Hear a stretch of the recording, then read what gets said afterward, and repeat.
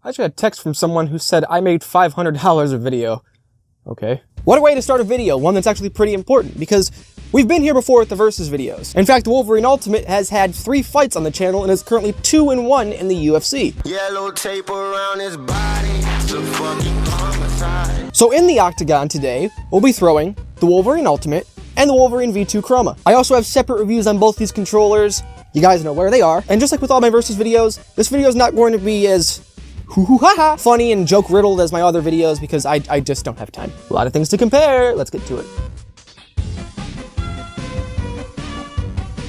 So on paper, we have some very, very similar looking controllers, but in real life, this is not the case. The V2 has had a couple of updates to the Wolverine Ultimate's design, with a body redesign, which came from the original base V2, a tactile upgrade to the bumpers, the D-pad, and the ABXY buttons that are a pretty big upgrade. And they also reduced the price pretty significantly, I must say. It went from $160 to $150. And they don't give me a goddamn carrying case. But they do give you magnetic little thumbsticks, just like the Wolverine Ultimate. The only difference is that has a case. So yes, you are going to lose your thumbsticks. I've already lost one of mine. The price decrease it's welcome, but it would have been better if it included a carrying case or a media module or something. But for the price of both of these controllers, you're getting a pretty good deal. I mean, the Microsoft shit eater is like $180 and comes with all the problems in the world. It also doesn't have a clicky D-pad, ABXY buttons, bumpers, 6 buttons. These are just things that Razer does. And on that 6-button config, we are going to officially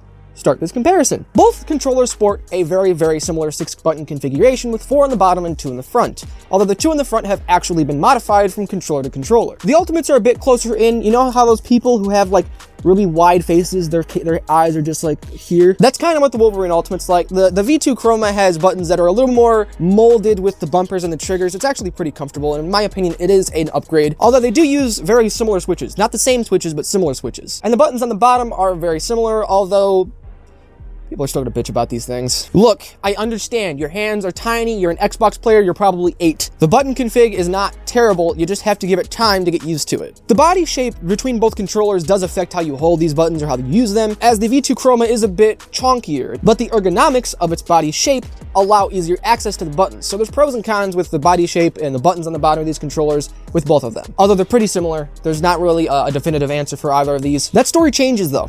That story changes when you start talking about other buttons. So, ABXY buttons. Kinda weird. I didn't think we'd be here, but the Wolverine Ultimate is the one black sheep here, because it's the only Razer controller that doesn't have Mecha Tactile ABXY buttons. And as you guys know from the Razer Wolverine Tournament Edition, they're not the easiest buttons on the planet to press, but they do still feel really good and they're really quick if you can press them. The ABXY buttons on the Wolverine Ultimate are the lightest mechanical switch I've ever felt. You could gently rest your nutsack on these and they would press, I swear to God. But the V2 Chroma, you kind of have to like.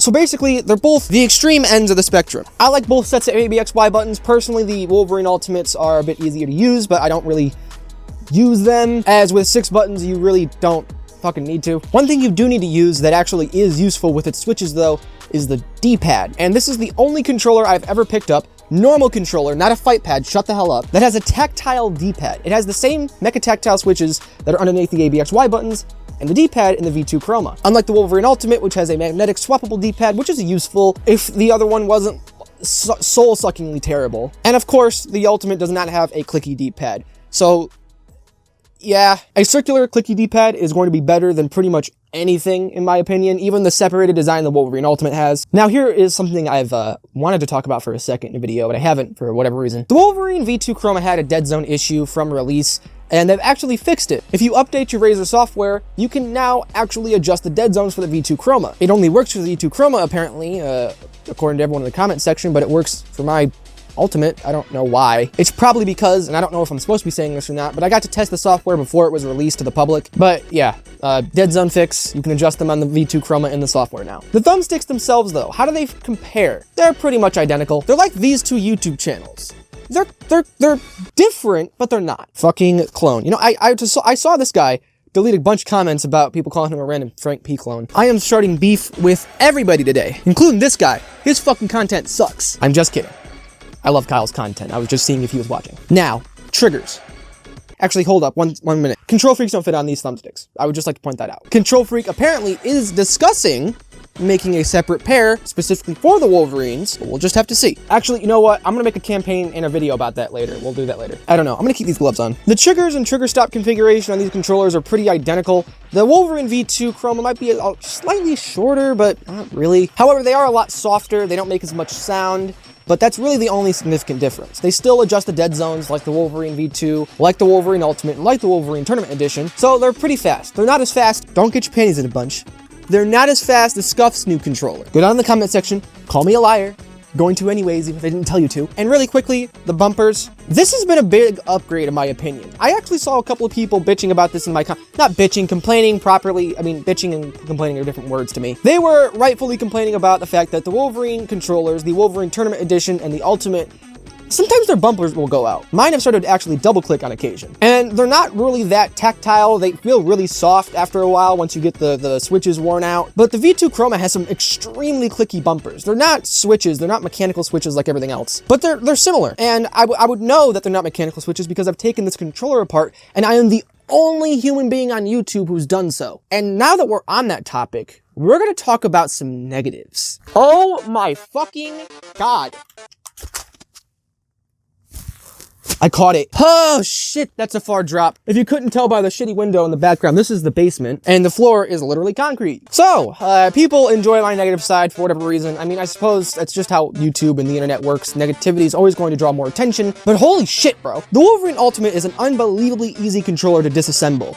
The V2 Chroma is by far the hardest product I have ever had the displeasure of disassembling. You basically have to rip this faceplate off and then undo a billion screws. There's like 4 different layers on this controller. It's so complex inside and you feel like you're gonna break it with every single thing you have to take apart because you're gonna just rip it in half. This controller was clearly never meant to be taken apart, which sucks because there's a stick drift fix for the Wolverine Ultimate that I'll have down in the description below, as well as an install video because you do need to do a little bit of soldering, but it fits on these thumbsticks.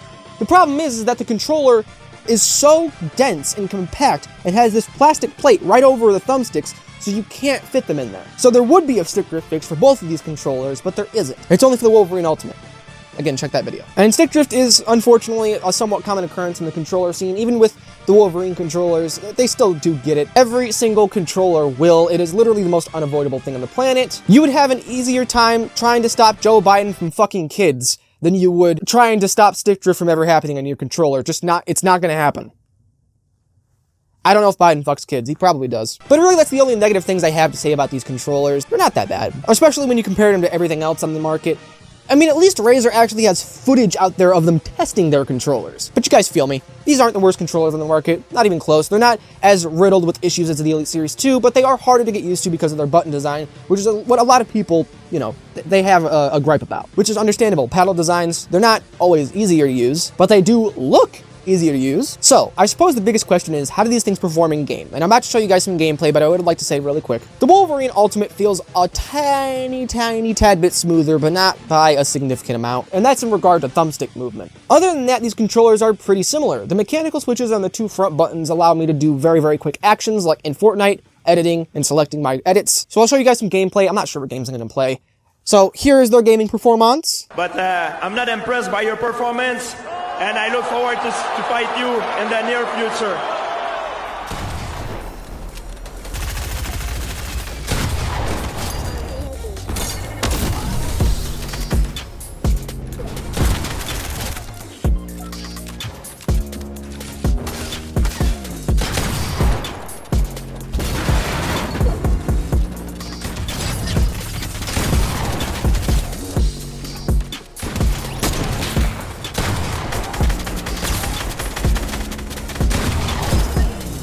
I got money on Shelby too.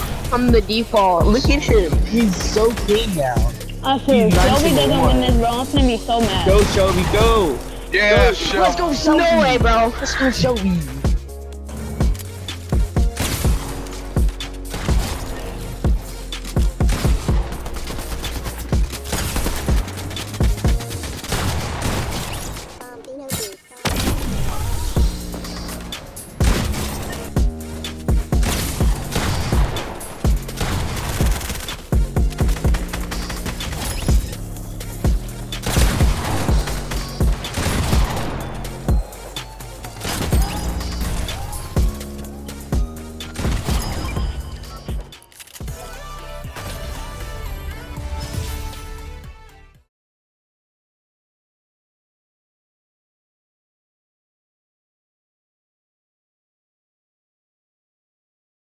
I just want to tell you, fuck you.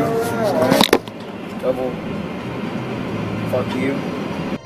Obviously, because the Wolverine Ultimate came out first, the Wolverine V2 Chroma is going to have some updates. Now, this isn't always the case with companies. I've literally watched companies like PowerA